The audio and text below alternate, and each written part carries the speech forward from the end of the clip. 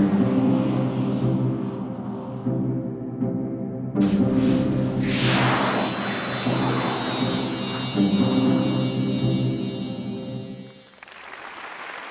to decompress a little bit. Going to go, and as all things happen at TEDx, it is just putting it all together, and that's your job. When we start thinking about change, we start thinking about our environment, we start thinking about how do we inspire different kinds of thinking? How do we inspire people to think in a sustainable way? Ernest VanderPoll.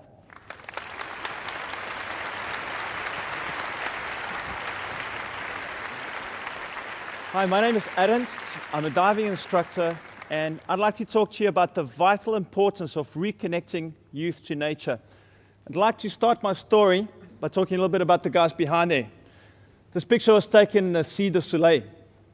As you can see, they're all balancing on top of each other. Okay, sea turtles are amazing creatures. A couple of interesting things about sea turtles.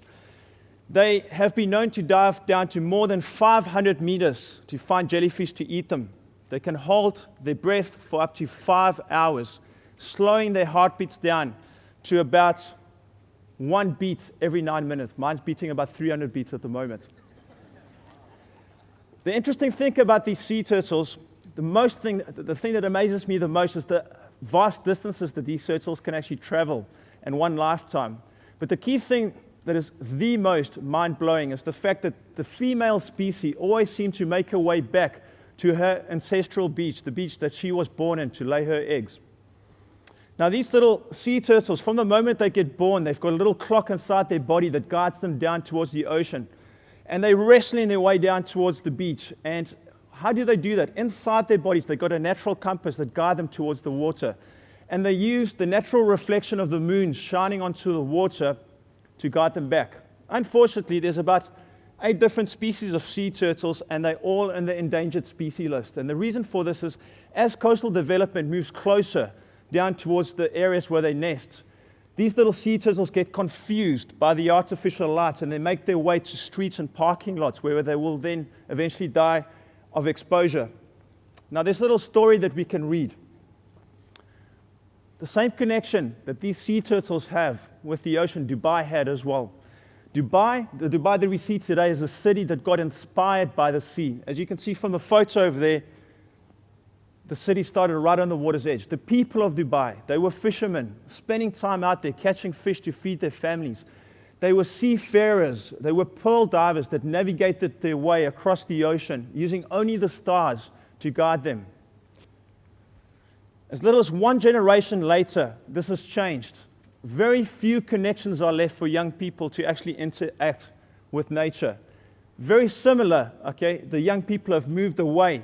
Just like the sea turtles are being misguided and moving away from the artificial, from the natural light actually shining, they're actually moving to the parking lots. The young people also are being, the communication diverted by what's happening in cities nowadays. Now, I'd like to bring your attention to the 2 quotes behind me, especially the one at the bottom. It was taken from a 4th grader. He said, "My favorite place to play is indoors because that's where all the electrical outlets are." When you look at the top quote by Walt Whitman, I'd like to share a story of you when I grew up.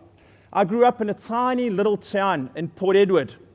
My very first memory at school was going down across the beach, which is probably about as far as you guys are sitting from me, and I went snorkeling with my friends in these rock pools, and I was amazed to how much life was into a little area about as big as the stage. But one of the memories that's the most vivid, etched in my mind, is of a big whale that came into the bay in front of the school, and she gave birth to her baby. What ended up happening is these dolphins came, and they made a huge circle around this whale. And it was the most fascinating thing to see that every morning we'd get to school early just to be able to see what's happened with the calf and the dolphin. And this is one of many memories that connected me to nature. Now, when we have a look at the opportunities that we actually have in Dubai, okay, as a diving educator and a person that's actually lived here for about 11 years, I want to make a connection and create a way for young people to be able to reconnect to nature. And I founded a project called Tawasul in 2002, and to do exactly that, to reconnect young people to nature. One of the flagship projects that we have and Tawasul is called an Adopt a Reef project. And the whole aim of the Adopt a Reef project is to create an attachment with young people to nature. Without this attachment, young people will not be able to benefit from connecting to nature, being able to be passionate about nature. We use Adopt a Reef by getting children to adopt a reef and not diving it once or twice, but maybe 4 or 5 times. I teach them how to survey the reef. It's amazing to see as the kids start diving on the reef. The first time they're just looking at the reef, but then after a while they start seeing things. Little fish becomes communities. Okay, they start noticing the clownfish and the grouper. Even more exciting than that is one of our future projects that we're actually going to be bringing up, and it's a restoration project where we're looking at the coastal area along the Dubai coastline to introduce something called restoration ecology.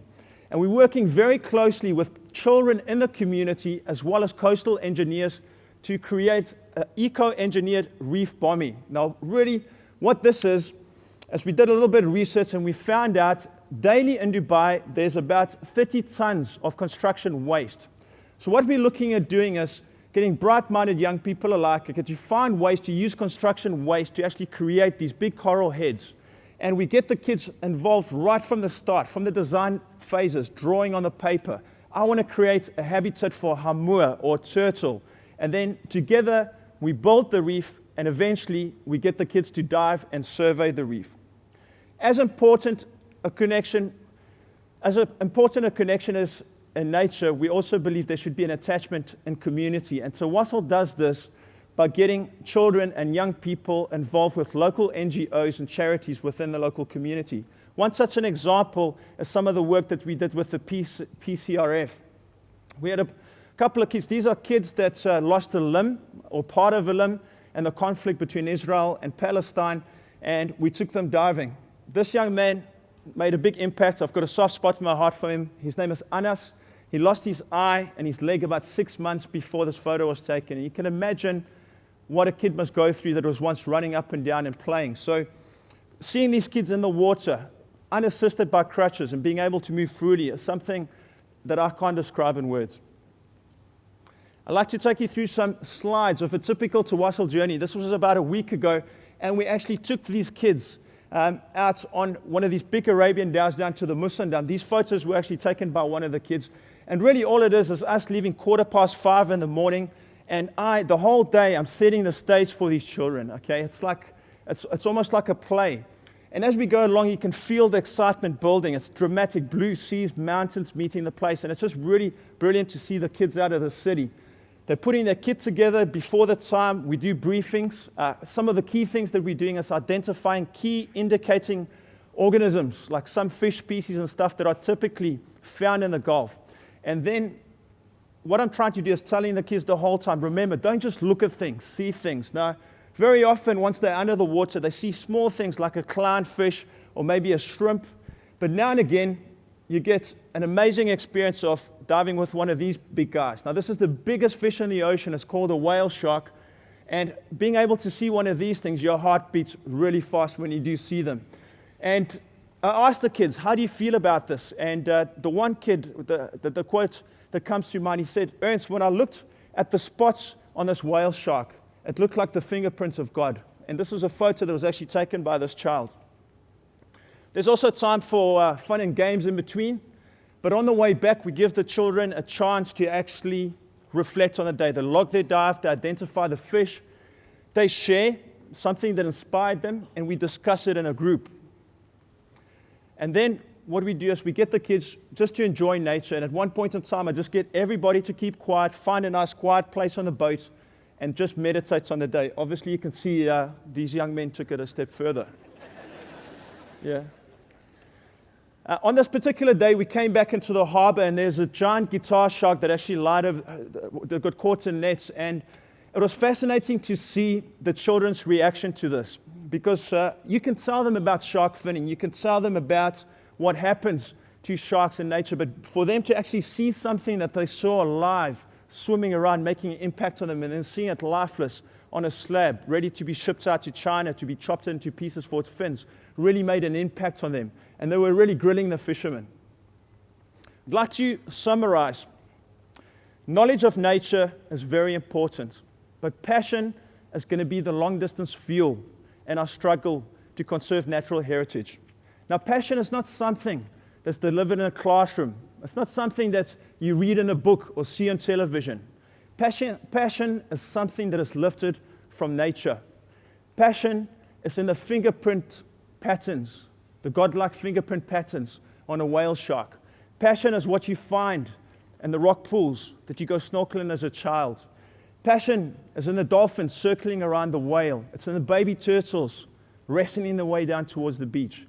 And I'd like to implore each and every one of you guys, find that connection that you had as a child with nature. Look inside yourself. And if you don't have that connection or you can't find it, okay, it's not too late to connect to nature. Thank you very much. Thank you. Fantastic.